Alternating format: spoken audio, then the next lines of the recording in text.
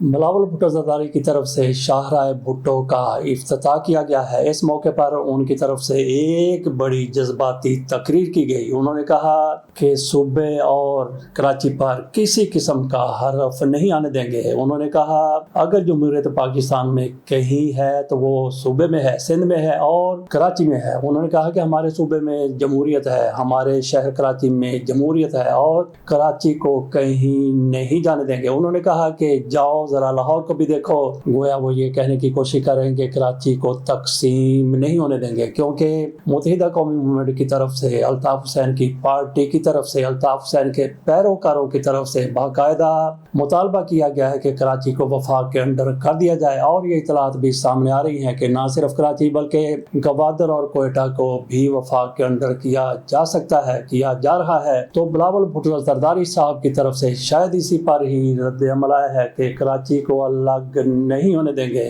وہ کہتے ہیں کہ جائیں لاہور کی بات کریں، وہ کہتے ہیں کہ جائیں جنوبی پنجاب کی بات کریں جہاں پہ صوبہ الگ بنانے کی بات ہو رہی تھی، کراچی کی کوئی بات نہ کرے۔ بلاول بھٹو زرداری صاحب جس طرح سے گرج رہے ہیں، جس طرح سے برس رہے ہیں، ان کی طرف سے چند مہینے پہلے کہا گیا تھا کہ کسی کے باپ کو بھی اجازت نہیں دیں گے، کسی کے باپ میں بھی یہ طاقت نہیں ہے، کسی کا باپ بھی 18ویں آئینی ترمیم کو ختم نہیں کر سکتا۔ اب یہ پتہ چلا ہے کہ 28ویں آئینی ترمیم میں اس 18ویں آئینی ترمیم کے پر خچے اڑائے جا رہے ہیں، دھجیاں بکھیری جا رہی ہیں اور اس کا کچھ بھی نہیں بچے گا۔ بہرحال بلاول بھٹو زرداری کی طرف سے اپنے آپ کو وزیر اعظم کو امیدوار بھی ثابت اور ظاہر کیا جا رہا تھا، جبکہ آصف علی زرداری کی طرف سے کہا جا رہا تھا کہ میں اپنے بیٹے کو پاکستان کا وزیر اعظم دیکھنا چاہتا ہوں، اور ان کی تربیت اور ٹریننگ بھی ہو گئی۔ انٹرنی رہے، یہ وزیر خارجہ تھے پاکستان کے، تو انہوں نے ٹریننگ مکمل کر لی کہ کیسے اقتدار سنبھالنا ہے، کیسے وزیر اعظم بننا ہے۔ لیکن معاملہ اس وقت بگڑ گیا جب ان کی ایک آڈیو سامنے آ گئی جس میں انہوں نے ان طاقتوں کے بارے میں کچھ ایسا کہہ دیا کہ انہوں نے کہا پیچھے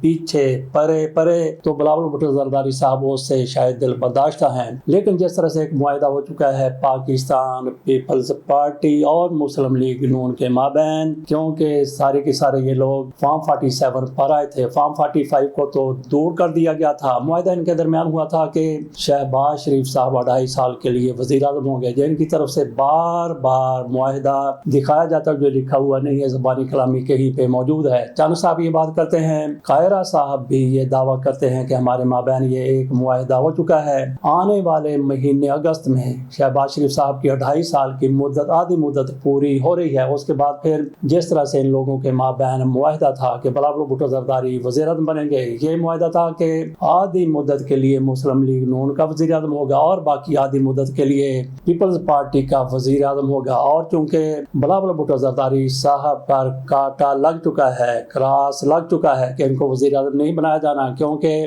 ان کی طرف سے جس طرح کا بیان دے دیا گیا، جس طرح کی آڈیو لیک ہو گئی، اس کے بعد ان کا پھر ان کی نظروں میں وزیر اعظم بننا بنتا نہیں تھا۔ تو پھر یہ پیپلز پارٹی کیا کرے گی، کس کو وزیر اعظم بنائے گی؟ پیپلز پارٹی کا اگر کوئی وزیر اعظم بننا ہے اور بلاول بھٹو زرداری کو بنایا نہیں جاتا ہے جیسا کہ نظر آ رہا ہے، تو پھر آصفہ بھٹو کو اگلے 2.5 سال کے لیے وزیر اعظم بنایا جا سکتا ہے۔ یقینی طور پر ایسا ہی ہونا ہے اگر یہ معاہدہ موجود ہے اور مسلم لیگ نون کی مدت شہباز شریف صاحب کی وزارت عظمیٰ 2.5 سال کے بعد مکمل ہوتی ہے، ختم ہوتی ہے، تو پھر آصفہ بھٹو زرداری پاکستان کی وزیر اعظم ہوں گی۔ اگر صورتحال اسی طرح سے چلتی رہی تو یہ پاکستان ہے، یہاں پہ ایک ایک لمحے میں بہت کچھ بدل جاتا ہے، شام کو کچھ اور ہوتا ہے، صبح کچھ اور ہوا ہوتا ہے۔ اگر اس طرح کی کوئی صورتحال نہ بنی اور معمول کے مطابق جس طرح سے آج کل معاملات چل رہے ہیں اسی طرح سے چلتے رہے تو آصفہ بھٹو زرداری پاکستان کی وزیر اعظم ہوں گی۔ اس حوالے سے ہمارا اپنا نقطہ نظر کیا ہے، ہماری اپنی رائے کیا ہے کہ ان کو وزیر اعظم ہونا چاہیے یا نہیں ہونا چاہیے، اس پر ہماری اپنی رائے موجود ہے، لیکن ہم یہاں پہ اپنی رائے نہیں بتا رہے، اپنی خواہش کا اظہار نہیں کر رہے، بلکہ آپ کے سامنے تجزیہ رکھ رہے ہیں جو صورتحال ہمارے سامنے آئی، جس طرح سے معاہدے کی بات کی جاتی ہے اس کے مطابق آصفہ بھٹو زرداری پاکستان کی تقدیر کی اسی طرح سے مالک ہوں گی جس طرح سے ان کی والدہ محترمہ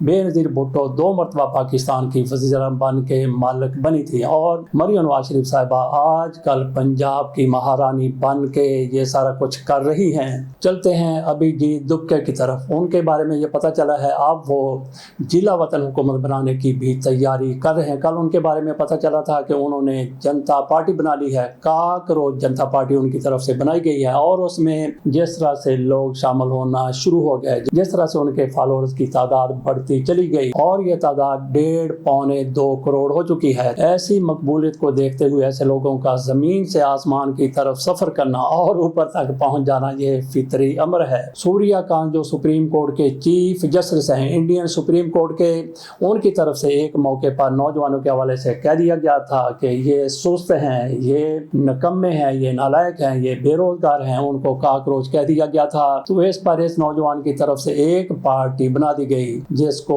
काकरोच जनता पार्टी का नाम दिया गया और जैसा कि बताया कि करोड़ों की तरफ से इनको फॉलो कर लिया गया और इस बंदे की फिर हवा बड़ी ऊंची हो गई। कुछ लोग ये सोच रहे थे कि ये बंदा भारत में मौजूद होगा और उसने मोदी को ललकार दिया है, मोदी के सामने आके खड़ा हो गया है और मकबूलियत इतनी ज्यादा हासिल कर ली है, लेकिन ये बंदा इंडिया में मौजूद नहीं है, ये अमेरिका में होता है। वहीं से बैठ के इसकी तरफ से ये सारा कुछ किया गया है कि उसने वहां पे बैठ के जिला वतन हुकूमत बना ली है। अगर इसको थोड़ा सा और भी उकसाया गया तो ये बंदा वहां पे बैठ के जिला वतन हुकूमत भी बना सकता है। मोमना और चदर की बात कर लेते हैं, इनका मामला भी बड़ी हाई पे पहुंच चुका है, इनके बारे में भी बड़ी बातें हो रही हैं। अब ये बात भी सामने आ चुकी है कि चदर की तरफ से बाकायदा लिखकर इनको धमकी दी गई और वो खास उनको पहुंचाया तो नहीं गया, लेकिन जिस लेटर पैड पर वो लिखा गया था उसकी एक तस्वीर बनाई गई और उन तक पहुंचाई गई जिसमें ये कहा गया और ये सारा कुछ इंकशाफ किया गया है उनकी उस दरखास्त में जो उन्होंने थाने में दी थी। उसको पहले इंटरटेन नहीं किया जा रहा था, लेकिन मरीम नवाज शरीफ साहिबा जब पीछे चढ़ी तो वो दरखास्त भी इंटरटेन हो गई जिसमें कहा गया है कि इस बंदे की तरफ से मुझे धमकी दी गई। ये मोमना की तरफ से कहा गया है, उन्होंने कहा कि मुझे इस बंदे की तरफ से धमकी दी गई थी, ये लिख दिया गया था कि सीधे रास्ते पर आ जाओ नहीं तो फिर कत्ल कर दी जाओगी, हलाक कर दी जाओगी, मार दिया जाएगा और तुम्हारी लाश भी नहीं मिलेगी। इसके अलावा भी कई धमकियां दी गई। इससे यूं लगता है कि ये रीप्ले होने जा रहा था अगर इस खातून की तरफ से फौरी तौर पर कोई एक्शन न लिया जाता, वावेला न किया जाता, दुहाई न मचाई जाती तो वही कुछ होने जा रहा था जिस तरह से दोस्त मोहम्मद खोसा और अदाकारा सपना के मां बहन हो चुका था। कई साल पहले ये खबर सामने आई, अदाकारा सपना के लवाहिकीन की तरफ से कहा गया कि हमारी बेटी इनके पास हुआ करती थी, इनके साथ हुआ करती थी, उसका कुछ पता नहीं चल रहा, ना उसकी लाश मिली है, ना उसका कोई नाम मिला है, ना कोई निशान मिला है। तो इसी तरह से हो सकता है कि अगर एक्शन ना लिया जाता मोमना की तरफ से तो इनके साथ भी ऐसा ही कुछ हो जाता जो कोई अदाकारा सपना के साथ हुआ था। और जिस तरह की इस बंदे की तरफ से धमकी दी गई थी कि वाजिबुल कत्ल हो, इनकी तरफ से लिख के दिया गया था, लिख के कहा गया था कि तुम वाजिबुल कत्ल हो और तुम्हारी लाश भी नहीं मिलेगी। बहरहाल दोनों की तरफ से अपना अपना मौकफ सामने आया है और चदर साहब का मौकफ उन्होंने अपनी वीडियो में भी दुनिया के सामने रखा है, वो भी आपके सामने रख देते हैं। और उनकी तरफ से मंसूर अली खान के साथ बात करते हुए कहा गया है कि मैं इंटरव्यू देने के लिए तैयार हूं और मंसूर अली खान साहब भी इंटरव्यू लेने के लिए, इंटरव्यू करने के लिए तैयार बैठे हुए हैं। तो मंसूर अली खान साहब के हवाले से भी थोड़ी सी बात कर लेते हैं। उन्होंने एक मौके पर कहा था कि जाके शहबाज गिल से पूछें कि मैं कितना ईमानदार हूँ, मैं कितना जानदार हूँ। शहबाज गिल भी मेरे ऊपर करप्शन का इल्जाम नहीं लगा सकते। और करप्शन के हवाले से ये बयान जब शहबाज गिल के सामने पहुंचा उन्होंने फिर ऐसी की तैसी फेर के रख दी। इनकी करप्शन के सबूत पर सबूत ढेर लगा दिए गए। आइए देखिए और सुनिए कि शहबाज गिल साहब इनके बारे में क्या कहते हैं, मंसूर अली खान की करप्शन के बारे में क्या कहते हैं कि तुम कैसे दावा कर सकते हो कि तुम करप्ट नहीं हो। आज मैंने लौंडा लपाड़ा जी का भी कोई इंटरव्यू देखा, वो भी कह रहे थे कि शहबाज गिल से पूछें क्या वो मुझ पर ये इल्ज़ाम लगा सकते हैं कि मैंने फाइनेंशियल करप्शन की है, मैंने कोई करप्शन की है। आप इवन पाकिस्तान तहरीक इंसाफ के दौर में अभी आपने शहबाज गिल का आपने नाम लिया, can Shahbaz Gill actually accused me of any financial मिसडीलिंग और करप्शन? तो मैं बिल्कुल आप पर इल्ज़ाम लगा सकता हूँ। आपका वो इंटरव्यू आपको एक दफ़ा फिर सुनवा देते हैं मरियम नवाज साहबा के साथ जो आपने इंटरव्यू किया था, और आपको फिर शक हुई कि बाहर मार्केट में लोगों को पता लग गया कि मरियम नवाज साहबा ने उसमें से टुकड़े कटवा दिए। तो आपने सियाणे बनते हुए आपने पहले ही अपने व्लॉग में कह दिया कि किसी का बाप भी मुझे नहीं बता सकता कि क्या काटना है और क्या नहीं काटना। लेकिन तब तक आपको इस बात का नहीं पता था कि उस इंटरव्यू का एक रिकॉर्डेड क्लिप जो है वो लीक हो जाएगा। अगले दिन आपकी उस सारी ड्रामेबाजी के बाद भी, माजरत इस लफ्ज़ पर ड्रामेबाजी के बाद वो ड्रामेबाजी ही थी, वो क्लिप लीक हो गया जिसमें वाज़े तौर पर मरियम नवाज़ कह रही ये भी काट दो, ये भी काट दो, ये भी काट दो। और आप एक दिन पहले कह रहे थे कि किसी का बाप भी मुझे नहीं बता सकता कि क्या काटना और क्या नहीं, मैंने सहाफ़त की है डंके की चोट पे। تو وہ جب مریم صاحبہ نے کٹوا دیا تو سب کچھ کیا ہوا تھا، یہ دونوں دنوں کے کلپ جڑے ہوئے ہیں. یہ ذہن میں رکھیے کہ جو ڈنکے کی چوٹ کسی کا باپ نہیں بتا سکتا، یہ ایک دن پہلے انہوں نے مریم کا انٹرویو کیا، مریم نواز صاحبہ کا، پھر ان کا یہ ڈنکے کی چوٹ اور کسی کا باپ نہیں بتا سکتا وہ کلپ آیا. اس کے بعد مریم صاحبہ جو کہہ رہی یہ بھی کاٹ دو یہ بھی کاٹ دو وہ آیا، کلپ لیک ہوا. تو یہ جو ایڈیٹر ہے اس نے ان تمام چیزوں کو اکٹھا ایڈٹ کر کے آپ کے سامنے رکھا ہے. تو دیکھیے کرپشن کسے کہتے ہیں، سنیے.